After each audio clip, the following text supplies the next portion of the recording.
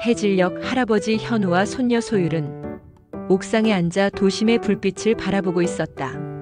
소율이가 물었다. 할아버지, 예전에는 이 도시가 어땠어요? 지금처럼 높고 반짝였나요?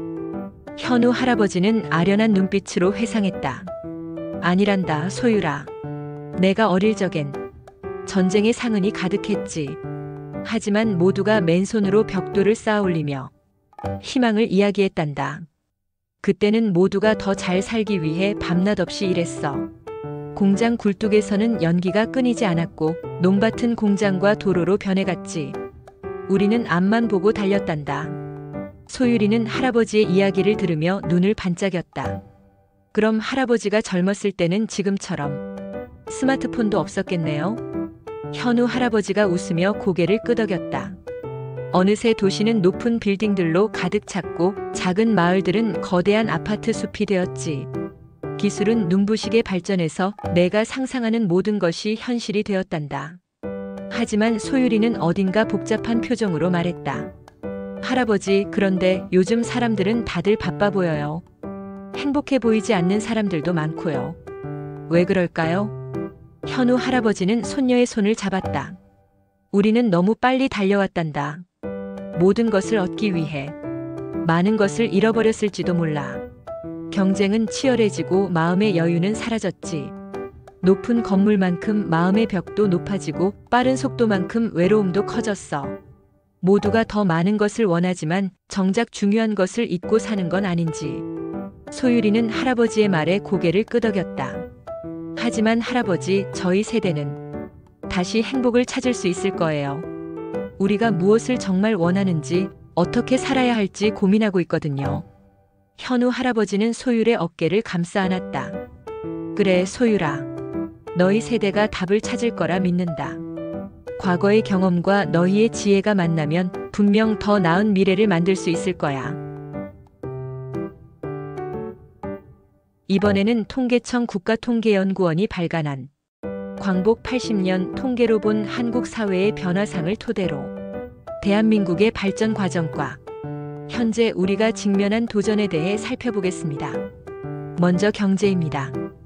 광복 직후 우리나라는 전쟁의 상처 속에서 절대적 빈곤에 시달렸습니다. 하지만 불과 수십 년 만에 한강의 기적이라 불리는 압축 성장을 이루어냈습니다. 1970에서 80년대에는 중화공업, 1990년대 이후에는 IT, 반도체, 자동차 산업이 주축이 되어 선진형 산업 구조가 정착되었습니다. 또한 1997년 외환위기, 2008년 글로벌 금융위기를 극복하며 경제 회복력을 입증했고 이제는 OECD 상위권에 속하는 경제 규모를 갖추게 되었습니다. 하지만 최근에는 저출산 고령화, 저성장, 양극화, 노후 준비 부족 등 구조적 과제가 점점 더 뚜렷해지고 있습니다. 노동시장의 변화도 주목할 필요가 있습니다. 해방 직후 농업과 어업 중심의 비공식 고용 구조에서 점차 산업화가 진전되며 정규직 고용이 확대되었습니다.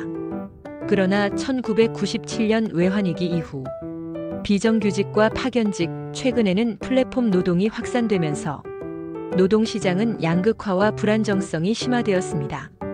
이는 청년 세대의 일자리 불안과 직결되며 사회적 불평등 문제로 이어지고 있습니다. 다음은 인구입니다. 베이비붐 이후 출산율이 급격히 하락하면서 우리 사회는 빠른 속도로 고령화되었습니다. 이제는 인구 감소가 본격적으로 진행되는 단계에 들어섰습니다. 또한 1인 가구의 급증, 결혼, 출산 지연은 전통적인 가족 구조의 변화를 의미합니다. 가족이 더 이상 경제, 사회적 안전망으로 기능하기 어려운 사회가 된 것입니다. 교육 분야에서는 문맹 퇴치와 고등교육 대중화라는 큰 성취를 이뤘습니다. 하지만 학령 인구 감소가 본격화되면서 대학 구조 조정, 교육 격차 문제, 노동시장과의 불일치라는 새로운 과제를 안고 있습니다. 또한 디지털 전환 시대에 맞춘 맞춤형 교육 정책이 필요하다는 점이 강조되고 있습니다. 의료보험 제도의 도입은 국민 건강을 지키는 큰 전환점이었습니다. 그 결과 기대 수명은 크게 늘었고 이제 한국은 세계적으로도 장수 국가에 속합니다. 그러나 질병 구조가 감염병에서 만성질환과 노인질환으로 옮겨갔으며 자살률과 정신건강 문제, 건강 불평등이라는 새로운 과제가 떠올랐습니다. 즉, 단순한 수명 연장이 아니라 건강 수명을 어떻게 늘릴 것인가가 핵심 과제가 되었습니다. 주거 측면에서는 전후 주택 부족을 아파트 중심의 대량 공급으로 해결했습니다. 주택 보급률은 100%를 넘었지만 이제는 노후주택, 빈집, 높은 주거비 부담이라는 새로운 문제가 나타나고 있습니다. 교통은 자동차 보급과 사회 간접 자본 확충으로 크게 개선되었지만 수도권 교통 혼잡과 고령 운전자 문제가 새로운 사회적 위험으로 부각되고 있습니다. 환경 분야에서는 상하수도 보급률이 크게 향상되고 대기질도 개선되었습니다. 그러나 기후변화, 미세먼지, 폐기물 문제 등은 여전히 우리 사회가 직면한 글로벌 차원의 도전입니다. 탄소 중립과 순환 경제가 앞으로의 핵심 정책 과제가 될 것입니다. 사회적으로는 삶의 만족도는 높아졌지만 사회 이동 가능성에 대한 인식은 낮습니다. 갈등의 양상도 과거 지역, 이념 중심에서 세대, 젠더, 환경 갈등으로 다양화되고 있습니다. 정리하자면 지난 80년간 대한민국은 경제 사회 전반에서 세계가 주목할 만한 성취를 이뤄왔습니다. 그러나 저출산과 고령화, 양극화, 환경 위기라는 구조적 도전에 직면해 있으며 이를 해결하기 위해서는 포용적이고 지속 가능한 성장 전략이 필요합니다.